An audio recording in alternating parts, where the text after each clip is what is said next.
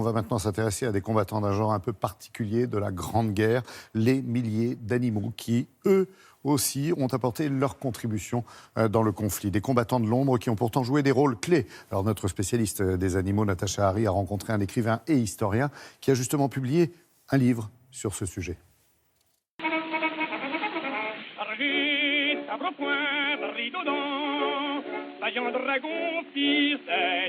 Les animaux vont être largement présents aux côtés des soldats. Parmi les premiers mobilisés, ce sont les chevaux. On a procédé à la mobilisation de près de 700 000 chevaux durant la première quinzaine du mois d'août 1918. Et notre organisation de la cavalerie n'avait pas pris en compte la puissance de feu développée par les mitrailleuses allemandes. Il y a eu une véritable hécatombe dans ces unités qui utilisaient des chevaux. Les ânes ont également payé un lourd tribut. Habiles pour se faufiler dans les tranchées, de petits ânes porteront le ravitaillement ou les médicaments aux soldats, lâchés seuls sur des trajets de 1 à 2 km. On va faire appel à des petits ânes qui viennent d'Afrique du Nord. Ce sont des animaux qui mesurent en général moins d'1 mètre et donc qui vont être parfaits lorsqu'on aura développé la guerre de tranchées. Les vaches également vont apporter leur contribution. On va acheter des vaches sur pied qu'on va amener vers le front. On va les descendre des wagons à 30 ou 40 km et on procédera à l'abattage de ces bêtes d'une manière assez sauvage.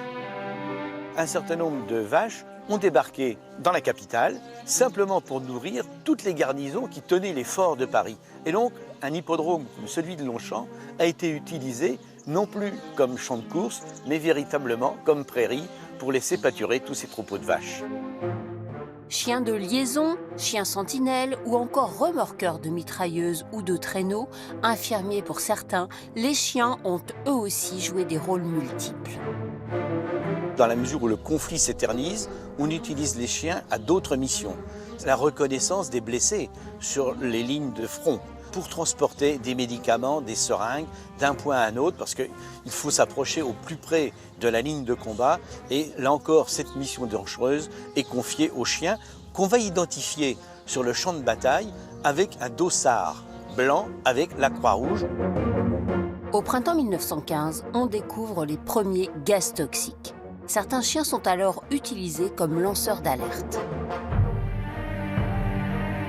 Au début de la guerre, l'aviation est elle aussi à ses balbutiements. Donc on va embarquer les pigeons dans les avions. Lorsque le pilote va remarquer quelque chose d'intéressant, eh bien, il va rédiger un petit message, le mettra dans une bague, accroché à la patte du pigeon, et tout ça est envoyé par-dessus bord. Français, Britanniques et Allemands utiliseront donc largement les pigeons voyageurs, capables de parcourir 80 km en 1 heure. Plus de 300 000 d'entre eux participeront à la Première Guerre mondiale dans les différentes armées. D'autres animaux, moins utiles à la guerre, serviront de mascottes. C'est ainsi qu'un corps expéditionnaire de nos alliés russes débarquera en France avec un ours, Mika, qui devient une véritable attraction. Belle évocation. Et si vous souhaitez en savoir plus sur ce sujet, eh bien, je vous renvoie sur le livre Bêtes de guerre de Michel Giard, signé également de Patrick Bousquet, et c'est aux éditions de Boré.